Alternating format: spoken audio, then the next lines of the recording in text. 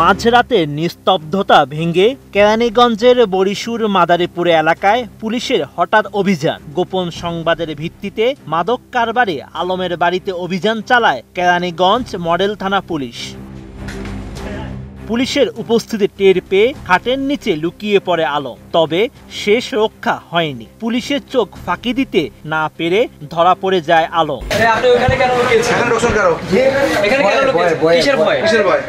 আপনি কি এমন করেন যে ভয় আপনার?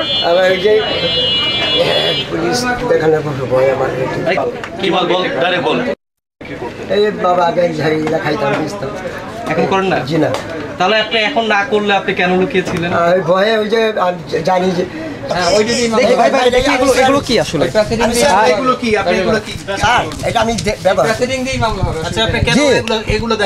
আমি ওই যে আগে এই নিশাই দেখেন না, দেখেন কি এই দেখেন এটা ব্যবহার করি ডিজাইন, এলিগেন্স, বিউটি, সেরা পণ্য সবার জন্য জেভিকো। কি এটা? ওষুধটা কিসের? এটা হলো নিশারি। নেশা? জি। এটাতে কি হয়? এইটা কি নিশা হয় একটু। এটা আপনি কেন রেখেছেন এখানে? আপনি কিছুক্ষণ আগে বললেন আপনি এগুলো করেন না। না, এটা ব্যবহার করি, এটা করি না তো, মানে আগে করতাম স্যার। আলমের এমন স্বীকারোক্তির পর শুরু হয় পুলিশের চিরুনি অভিযান। ঘরের প্রতিটি কোণ, প্রতিটি জিনিসপত্র তল্লাশি করে মাদক সেবনের বিভিন্ন সরঞ্জাম উদ্ধার করে পুলিশ। আমরা প্রতিনিয়ত বিভিন্ন এলাকায় আমরা মাদক বিরোধী অভিযান আমরা করে থাকি এবং আমাদের মাননীয় পুলিশ সুপার মহোদয়ের যে মাদক সংক্রান্ত জিরো টলারেন্স নীতিকে আমরা শ্রদ্ধা জানিয়ে আমরা সবসময় এই আমাদের এলাকাটাকে মাদক মুক্ত রাখার চেষ্টা করছি। সে আলোকে আজকের এই অভিযান। উনি একজন চিহ্নিত মাদক ব্যবসায়ী।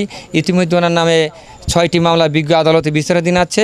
আজকে আমরা গোপন তথ্যের ভিত্তিতে ওনার বাড়িতে আমরা সার্চ দিচ্ছি, ওনাকে পেয়েছি। উনি অলরেডি ওনার কাছে আমরা প্যাথেডিং পেয়েছি, এবা খাওয়ার সামগ্রী পেয়েছি, গাঁজা খাওয়ার সামগ্রী পেয়েছি।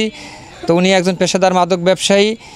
যেহেতু উনি মাদক ব্যবসায়ী, ওনার এই কার্যক্রমে কেউ ওনাকে ওনার ভয়ে কেউ এগুলা বন্ধ করার জন্য সাহস করে ওনাকে প্রতিরোধ করতে পারতেছে না।